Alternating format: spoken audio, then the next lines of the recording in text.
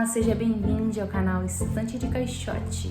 O meu nome é Luana e esse é o canal em que eu compartilho algumas leituras críticas de obras literárias, ficção e poesia. Se você, assim como eu, é um amante da literatura, então você está no canal certo. Se você já é inscrito no canal, meu muito obrigada com todo carinho. Se você ainda não se inscreveu, tá esperando o quê? Se inscreva para não perder nenhum conteúdo. Se você gostou desse vídeo, não se esqueça de deixar o seu like, o seu comentário e compartilhar para que esse conteúdo chegue em mais pessoas interessadas e que a nossa comunidade cresça muito e que esse canal se fortaleça cada vez mais. E vamos lá, mãos à obra. E a obra que eu tenho em minhas mãos hoje é Maréia, de Miriam Alves, lançada em 2019 pela editora Malê, né? A Miriam, essa escritora negra que traz em sua escrita a poética da ancestralidade, os temas das questões étnico-raciais no Brasil, né? A escritora do Quilomboje, escritora dos Cadernos Negros, já aí com uma vastíssima contribuição para a literatura brasileira, nascida em São Paulo. Nós deixamos aí nossa menção honrosa a essa escritora, essa autora tão importante para pensar as questões raciais dentro da literatura no Brasil. Tem essa capa muito bonita, que é uma representação de Iemanjá, né? Bem diferente dessa que a gente costuma ver, eu achei muito bonita. E essa história, a Maréia, é como se fosse uma só história contada por pontos de vista diferentes, né? Então, a gente tem um lado que é o lado da Maréia, que é a protagonista do romance, que é uma violinista altamente educada, né? Ou seja, que mergulhou fundo e que hoje já tem o seu reconhecimento na área da música, tá abrindo uma escola, então tá em plena ascensão ali da sua vida material e de propósito e realização. E do outro lado nós temos a história do Alfredo, que é uma história de completa degradação, desastre, tudo de ruim que poderia acontecer com a família do Alfredo acontece. E a história ela vai sendo narrada dessa forma, né? Primeiro começa com a história do Alfredo, depois vai para a história da Maréia. Então a gente fica sempre sendo jogado de um lado para o outro. A narradora, construída pela Miriam, é uma narradora que tem uma linguagem muito rebuscada, né? Que acaba deixando a gente um pouco distanciado dessa realidade, assim. Eu achei difícil acessar tanto a realidade da Maréia, né? Essa felicidade dela, porque o contraponto era sempre a realidade do Alfredo, que é muito degradante, muito desgastante, assim. O Alfredo... Começa a narrativa pelo Alfredo. O Alfredo está sofrendo de uma doença que não permite com que ele usufrua todos aqueles bens que ele tem, né? Ele vem de uma família muito rica, e o avô é um cara ligado diretamente à escravidão, né? Que só fica poderoso graças também ao roubo desse objeto sagrado, que era da família da Maréia, e que é um objeto que potencializa toda essa riqueza dessa família, né? E narrado como se essa família fosse uma das mais cruéis, assim, com seus escravizados.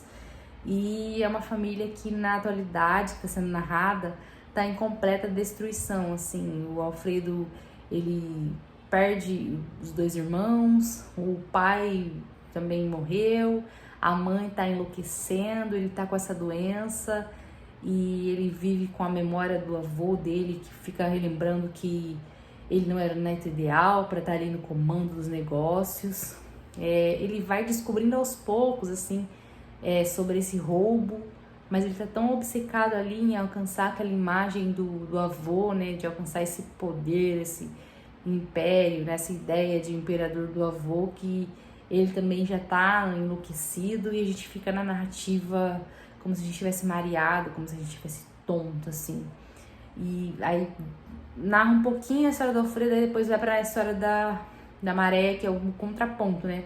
A Maré tá vivendo ali com a família, e tá tudo muito bem, tá tudo dando certo, tudo é assim. Tem essa família também que é uma ancestralidade, que é um elo forte que se liga com as histórias ancestrais, que aí é colocado, né, todo esse imaginário africano, ancestral. A Maré vai recebendo por sonhos, né, aquele aviso de que é ela que vai receber a vingança, né, acerca do que aconteceu com a família dela, acerca desse roubo, acerca dessas violências que a família do Alfredo cometeu contra a família e a ancestralidade da Maréia. E a história ela vai se juntando na medida em que o Alfredo ele tá no lugar de poder para financiar espetáculos, né? E ele acaba encontrando o espetáculo ali da Maréia.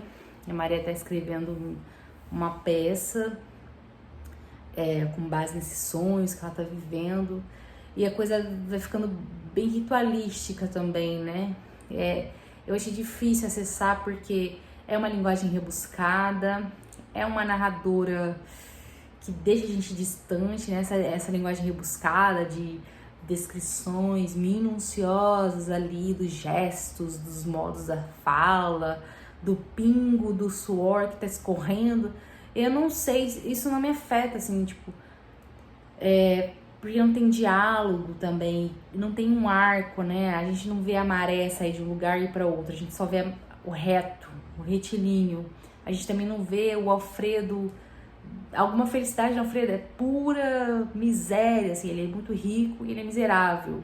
Ao mesmo tempo que a Maré, ela é rica e ela é rica porque ela também tem uma ancestralidade que amparou ela, que proporcionou com que ela chegasse ali e que ela fosse essa que vai receber, né, o quinhão ali da vingança, que a ancestralidade é uma ancestralidade narrada como que quer sangue, né, que quer aquele objeto, quer aquele retorno, quer a vingança de fato, como que aconteceu, e isso tudo é direcionado ao Alfredo, assim.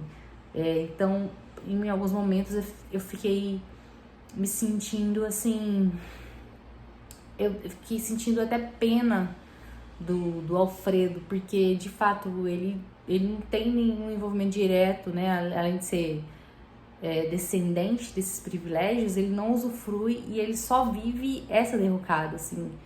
Então é muito triste a história do Alfredo.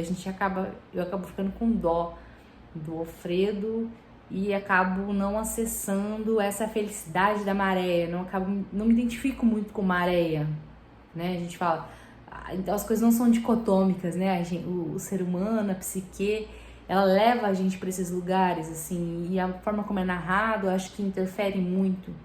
Então eu achei um livro duro, assim, de acessar, duro de ficar num lugar, porque ele não te deixa em lugar nenhum, né? Ele vai te lançando como se fosse uma bola de ping-pong e a coisa fica muito artificial, fica muito nublada às vezes e mareada mesmo, né? Então o tema do mar, ele vai do início ao fim na narrativa, o nome dela, né, Maréia também, então traz esses significados ancestrais, esses significados que carregam já esse destino, né, da Maréia. E é um livro que me colocou para pensar a questão do privilégio branco, né, no Brasil, né, um país que foi construído à base da escravidão, da colonização, um país em que não há registro de riqueza, de acúmulo de riqueza, de produção de riqueza no Brasil, que não esteja envolvido ou diretamente com a escravidão ou com a herança da escravidão. E se não foi diretamente com a escravidão, né, a produção de riqueza ela vem ali daquele momento da eugenia no país, em que esses brancos foram convidados para vir para cá e ganharam cotas de terras, cotas de dinheiro, cotas, todas as cotas possíveis para construir sua riqueza, enquanto o negro ali, né, jogado na sarjeta, com uma liberdade fajuta, sem de direito algum. Então, ao mesmo tempo que a gente sente pena do Alfredo, a gente parece que essa pena, essa empatia não é justa, porque a gente sabe que ele tá pagando, é porque ele tá pagando indiretamente, né? Não foi ele ali a segurar o chicote, mas era ele ali usufruindo daquela riqueza. Então a gente fica num dilema, porque se a gente vê a história do antepassado do Alfredo, né, o antepassado cruel do Alfredo, que um dos mais cruéis ali, que é narrado aqui na história, né? Então a gente fica nesse dilema, porque não dá, não é isso, não tem uma justiça que se acesse por meio da vingança. Além da vingança, que isso é narrado como algo pontual ali, é uma família, um enredo, um levante ancestral que acaba dando certo, que acaba falindo, né? Ou seja, ele tem muito dinheiro, mas ele tá falido de valores, ele tá falido de família, ele não tem mais nada além do dinheiro, tá perdido. E do outro lado também essa felicidade artificial, né, que é tentado colocar, mas como fica muito picadinho uma coisa e outra coisa, eu achei difícil acessar, né? Eu achei difícil me conectar e eu quase desisti do romance algumas vezes, assim, porque eu achei que eu não estava sendo levada para lugar nenhum, assim, e depois de ler, refletindo, eu acho que é essa provocação, né, que está sendo colocada aqui, e que talvez eu tenha lido por um viés, assim, da história, do romance, mas talvez o viés certo para ler seja com alguma atenção, né, alguma atenção pro terror, porque é isso. Depois eu pensei que essa artificialidade toda leva a gente para um terror, porque a gente fica angustiado tanto com a felicidade quanto com a vingança. Então nada é real, a gente não consegue tocar nada. Então e aí nos colocam questões, né, sociais, né, o que fazer com o privilégio branco, né? Os brancos vão abrir mão dos seus privilégios, né? A vingança não vai compensar, não vai completar ninguém, né? Porque a gente acaba o livro, eu terminei o livro com um sentimento muito ambíguo, assim, porque é isso, é uma vingança que é concluída, mas que não completa a gente, não completa o leitor ali, não completa nós que somos injustiçados por essa história, né? Então, formas de organizar a nossa raiva, o nosso ódio, formas de organizar e de fazer justiça de fato, né? E não uma vingança, né? Uma vingança que é isso. Tem precedentes, tem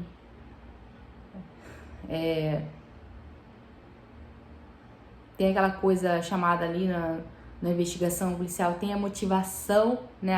A motivação tem, mas não é isso que completa, não é isso que nos traz paz. Então é um livro que me colocou para pensar a questão da paz, né? Como é que a gente faz para ter paz num mundo tão injusto, sabendo que o mundo é injusto, sem devolver, sem transformar toda essa ira e esse ódio numa mesma moeda, né? Então, pensar também nessa justiça ancestral, nessa justiça que não é do homem, né? Que acaba vindo muito da profundeza e aí a gente pode entrar numa análise, né, um pouco mais psicanalítica, falando das profundezas dessas emoções, né? Como é o mar, ali é o fundo desse mar, é o fundo dessa ancestralidade, né? Que ainda tá rançosa, né? Tá muito dolorida ainda essa história, que parece profunda às vezes, né? Essa história, mas essa história é recente, né?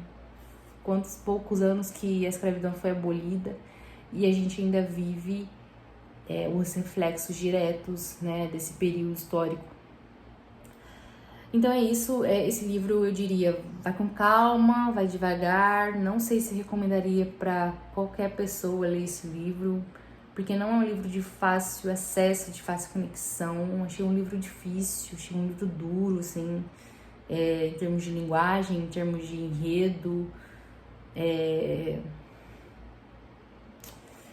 É isso, vai com calma, mas para quem tiver interesse, espero que essa resenha, né, te situe, assim, né, para você não entrar assim, esse livro, não, vai com calma, porque é um livro difícil, pelo menos pra mim foi um livro bastante difícil, quase que eu não termino de ler, mas eu terminei, fiz uma forcinha, porque já tava no finalzinho ele fica mais intenso esse ping-pong emocional. E aí eu dei uma parada, também fiquei doente no final do ano.